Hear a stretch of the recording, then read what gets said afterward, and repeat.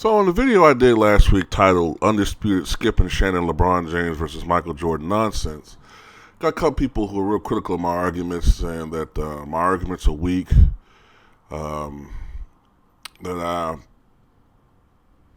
not using stats and common sense or something like that.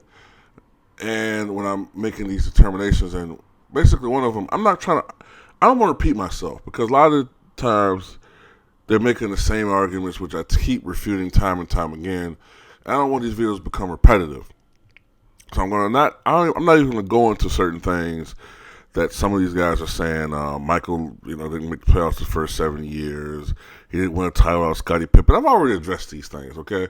So I'm going to try to go into the ones that I haven't really addressed before. All right, level of competition.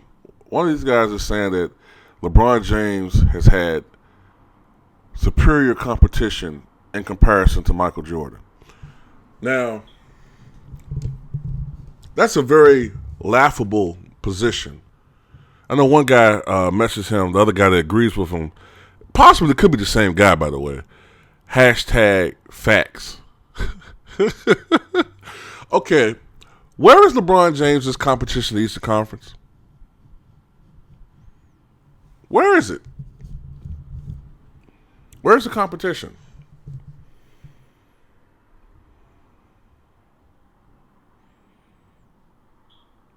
Is there right now? You tell me, since he has so much competition in the Eastern Conference, you give me a team right now that could beat the Cleveland Cavaliers in a series right now.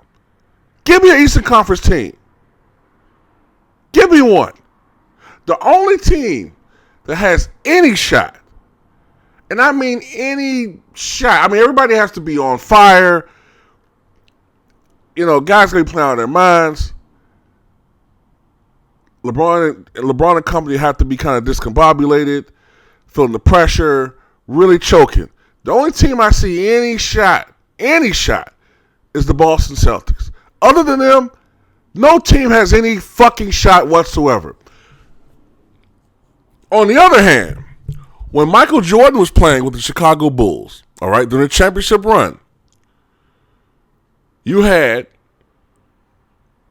the New York Knicks, the Miami Heat, the Cleveland Cavaliers, the Orlando Magic, and earlier on, the Detroit Pistons. Now, I'm not trying to say it was like the 80s, but at least there were teams that gave this team a run for its money. As a matter of fact, a couple of years, it looked like there were rising teams. There were teams that was on the horizon. You didn't see them right then and there beating the Bulls, but they were competitive series. You look at the 97 first round between the Bulls and the Bullets. Even though the Bulls swept them 3-0, those games were competitive. 98, Bulls and Nets. Even though the Bulls swept them 3-0, most of those games were competitive. There were actual stars on these teams. With the Nets, they had the rebounding prowess of Jason Williams. You had Sam I Am coming to his own. Okay, Sam Cassell. You had Keith Van Horn. You had Kerry Kittles on that team.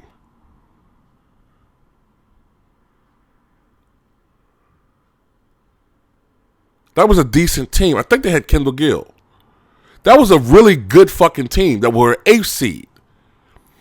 97, that Washington Bullets team, the last time they played as the Bullets before they switched to the Wizards. You had George Murasana led the NBA in field goal percentage, if not the year before.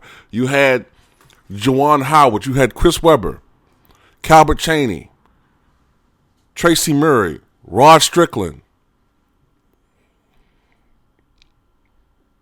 These were teams with talent. You can't really give me too many all-stars nowadays in the league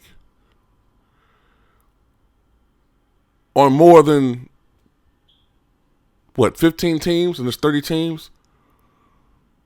these teams, they suck. If you look at the 97 playoffs, the first 6 seeds had over 50 wins, if I'm not mistaken. And this is when the NBA was starting to decline as far as competition is concerned. Now, you look at the teams, you look at the players that were in last night's All-Star game, all right? And I'm going to tell you whether or not these guys are destined for the Hall of Fame. Anthony Davis, at the rate he's going right now, if he stays healthy, he's going to be a Hall of Famer. Kevin Durant, he's going to be a Hall of Famer. Okay, I'm being fair. Kawhi Leonard, he's on that trajectory where he possibly could be a Hall of Famer. Stephen Curry's going to be a Hall of Famer. James Harden's going to be a Hall of Famer. DeMarcus Cousins, he's probably going to be a Hall of Famer.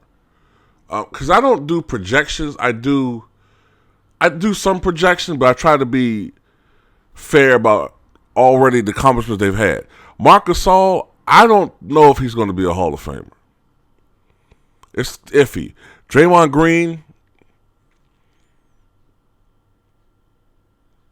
a lot of things have to go his way.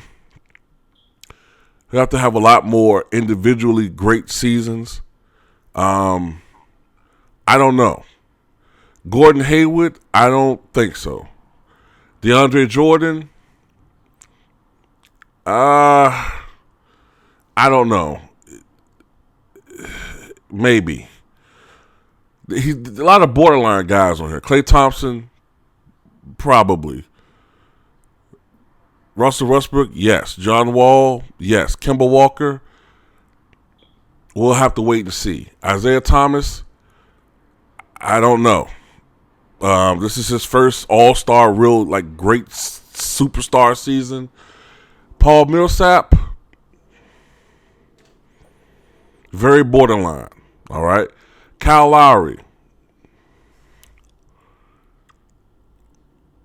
I would say he has to do more, all right? Kevin Love, probably, to likely. Paul George, yeah. Carmelo Anthony, yes. Kyrie Irving, he's on his way. DeMar DeRozan, he has to do more. LeBron James, of fucking course. Jimmy Butler, he has to do a lot more. And Giannis, oh God, his last name. Antetokounmpo, he's just getting started, okay? Someone was asking me who I would compare him to historically, maybe a Sean Marion. I don't know. He's really, I don't like to project. This guy could have a series of injury issues, and you never know. Just like with Blake Griffin, you know what I'm saying? You just never know. He could, he may not be. But see, if you notice, there's a lot of borderlines and I don't know type shit. Now let's look at the 1990. Let's look at the 1990. Let's just use this year, for example, right? Let's look at 1990 Eastern Conference All-Stars, all right?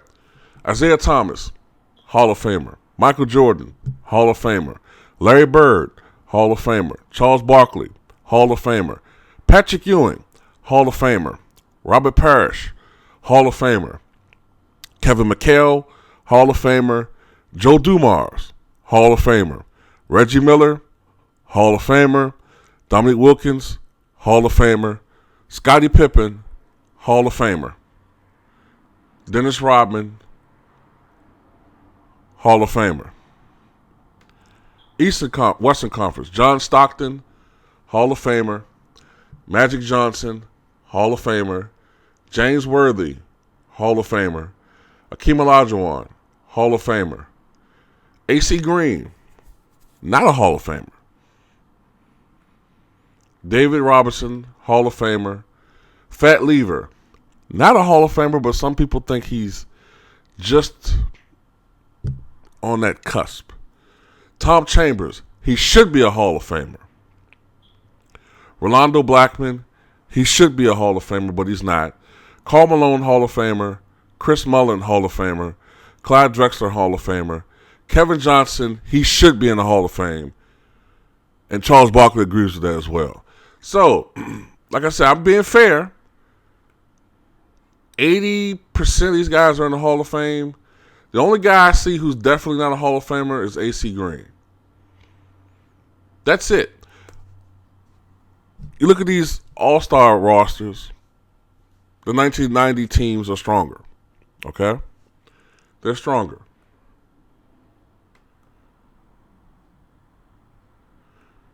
Now, if you talk about level of competition and which era is stronger, I think I alluded to this in a video I did last night. With those types of teams, the coaches usually want to break up minutes evenly so that every player had a good amount of time out there on the floor. Whereas in today's NBA, star power is lacking.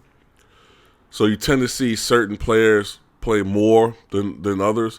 Back in the day, you rarely saw, unless it was a hometown situation, you rarely saw a guy play 30 minutes like you do now.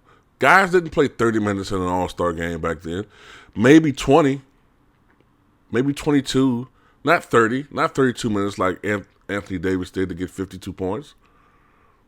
You didn't see that.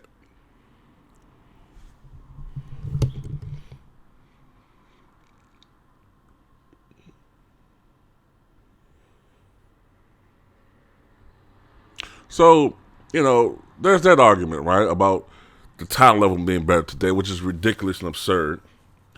And then one guy said something to me about Michael Jordan had the luxury of playing with the greatest three-point shooter of all time, percentage-wise, Steve Kerr and B.J. Armstrong and Craig Hodges and all this, these great sharpshooters. Well, the difference between those guys. Well, let's just break this down. Right? We destroy this one. All right. Steve Kerr was and still is the greatest three-point shooter of all time in terms of percentage is concerned. 45.4% for his career. He shot 48% from the field for his career, averaged 6 points per game. With the Chicago Bulls, he shot 51% from the floor, averaged 8.2 points per game, and shot an insane 48% percentage from three-point range. Now, why was he so much better with the Bulls? I'll tell you why. Because you had so many offensive weapons with the Bulls. You had Michael Jordan, a guy who averaged 30.1 points per game, and usually constantly demanded a double team, if not triple team at times. Scottie Pippen, who at times could command a double team when he would be going offensively. You had Tony Kukoc who could shoot. All right. And when you have players like that on the floor and you're a spot shooter, if you look at a lot of, like younger guys, if you look at a lot of the footage and you see Chicago Bulls playing, how many times do you see Steve Kerr on the weak side of the floor, wide open on an island by himself, while Michael Jordan's in the post commanding a double team, or Pippen is drawing a double team? You can't help but knock down a wide open shot if you're that fucking wide open, right? But when he wasn't with the Chicago Bulls, his three-point percentage was lower. When he was with the Spurs or the Portland Trailblazers, he was shooting more around 39-40%. But with Michael Jordan, the greatest player that we've ever seen, he's shooting nearly 50% from downtown. Conversely, with B.J. Armstrong and Craig Hodges, B.J. Armstrong, when he was with the Chicago Bulls, was an all-star in 93-94, averaging 14.8 points per game, shot 44% from downtown with the Chicago Bulls. The 3 years that he was a starter, he averaged 12 points per game, 14.8 points per game, and 14 points per game with the Chicago Bulls. For his career, he averaged only 9.8 points per game. So once again, the same rule applies. These spot shooters were so much more effective playing alongside players like Michael Jordan and Scottie Pippen and Horace Grant.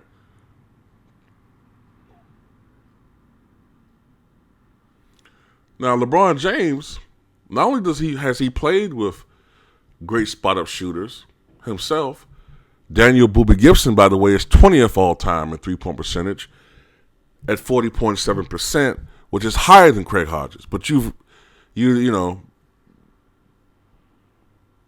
I'm not going to say you failed to mention that, but Craig Hodges shot a lower percentage for his career than Daniel Boobie Gibson. Kyle Korver, who is LeBron James' teammate, is also a historically great three-point shooter. He shoots 43.1% for his career. Now, and that's higher than B.J. Armstrong. So why, and Hodges. So why the Cleveland Cavaliers aren't gangbusters with Kyle Korver on the team, who's also, by the way, far taller, a much bigger player. Steve Kerr was 6'3". Craig Hodges was, 6'2". B.J. Armstrong, 6'3". Kyle Korver is like 6'6". Boobie Gibson was like 6'4" or so. All right. And then, now, with LeBron James, right now, even though he's injured, he should be back at least by the time of the playoffs, or he should be back shortly thereafter that they start the playoffs. You have J.R. Smith and you have Iman Shumpert. And now, while neither one of them are quite the pure shooters that Steve Kerr and company were, they are far more effective players, okay? They're better overall players. They're larger. I think J.R. Smith is something like 6'7". Okay, Shumpert might be 6'8". All right, they're far more athletic. They can, to an extent, create their own shots, even though they kind of settle for bad shots. But they can create their own shots, something Steve Kerr and Hodges could never do. BJ could do it to an extent, but not to the extent these guys can. Okay, so LeBron James actually plays with guys who are shot creators. Okay, you got Kyrie Irving, who could create his own shot. Kevin Love, who isn't as effective in the post as he should be, but he can score. Okay, and hell, he's a knockdown shooter, and he's 6'11" from outside. So I mean, and I guess you could bring up Tony Kukoc, but Tony Kukoc couldn't give you 11, 12, 13 rebounds per game either. Okay? And anybody who want to argue that Tony Kukoc is better than Kevin Love can go fucking jump off the so-called flat earth. You know what I'm saying? So it's like, man, y'all arguments are stupid and they're biased and you're forcing it. You're forcing arguments to try to make it seem as though other people are missing something. I'm not missing the argument. Okay? Anything you bring up, I can refute. But you guys don't refute what I say. But you'll bring up other shit. Oh, well, you're missing this. I haven't missed anything. Anything you bring up, I can counter. I'm a counterpuncher. So what's next? What's the next argument that I got to bring up and destroy?